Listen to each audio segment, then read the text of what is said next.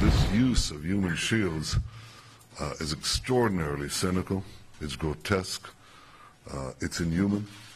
But what is equally grotesque is that Israel was condemned in the Human Rights Council. It's a travesty of justice. It's a travesty of fairness. It's a travesty of common sense. It's a travesty of truth. And I think that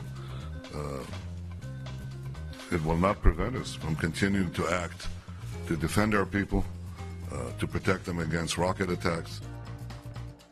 Israeli President Benjamin Netanyahu speaking earlier today in Jerusalem. Israel is outraged by the United Nations Human Rights Council's decision to launch an inquiry into whether Israel has broken international humanitarian law in its fight against terrorists in the Gaza Strip. The U.S. was the only member of the 46-country council that voted against the inquiry. Brooke Goldstein's a human rights attorney and director at the Lawfare Project.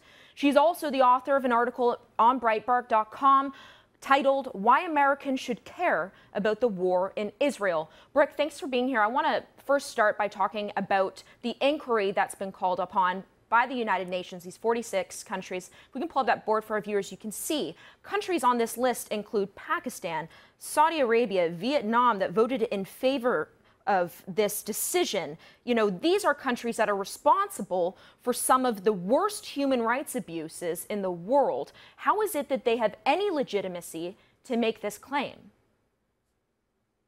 They have absolutely no legitimacy. And typical at the United Nations, you have some of the greatest state sponsors of terrorism and human rights violators. Among the list of countries that were condemning Israel at the special session were Syria and Sudan and Iran, saying that Israel is engaged in genocide and collective punishment, when the exact opposite is true. The accusers of Israel are the greatest human rights violators. And what's obvious is that any objective observer of this current war between Hamas, an Islamist terrorist group, and Israel, a Western democracy, knows that Hamas is engaging in a variety of war crimes. Some have called it double war crimes. They're indiscriminately targeting Israeli civilians, which includes Muslims, Christians, Jewish civilians, and they are also holding their people hostage, engaged in the collective punishment. And now reports are coming out of murder of their own people that they accuse of collaborating with the Israelis. So it's a travesty, it's hypocrisy, and it undermines the laws of armed conflict. Now, I want to ask you about I think there's this perception in the mainstream media. If you see the death toll, you hear a lot about, you know, X number, 600 Palestinians have been killed. You know, do you think that people are given the perception that these are, by and large, innocent, you know, women and children, mothers and children that are being killed, and there isn't as much of a focus on the fact that Israel is directly targeting terrorists in this?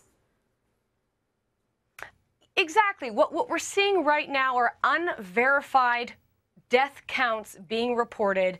The information is being delivered by Hamas, the terrorist group that is holding its own population hostage, that has publicly stated that its goal is to maximize civilian casualties, not just on the Israeli side, but also on the Palestinian side.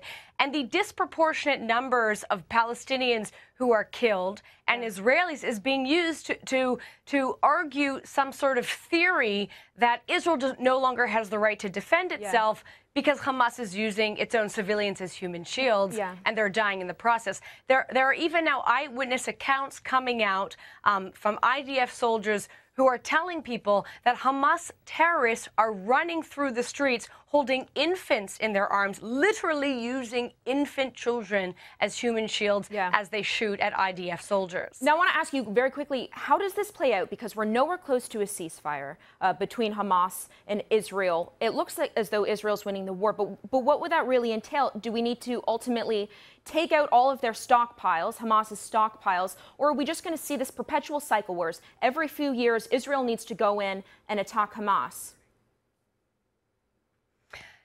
The only way that this so-called cycle of violence is going to stop, and by cycle I mean Hamas firing rockets at Israel, Israel responding, there is a temporary ceasefire, there are civilian casualties, criticism of Israel, and then time again for Hamas to rearm and then shoot at Israel again. That is the cycle of violence. The only way for this to end is for a complete disarmament of the Islamist terrorist group Hamas, that, by the way, is being funded by Iran. It is being funded by Qatar. It is being, Iran is providing weapons to Hamas, is fighting a proxy war on behalf of Iran and Qatar.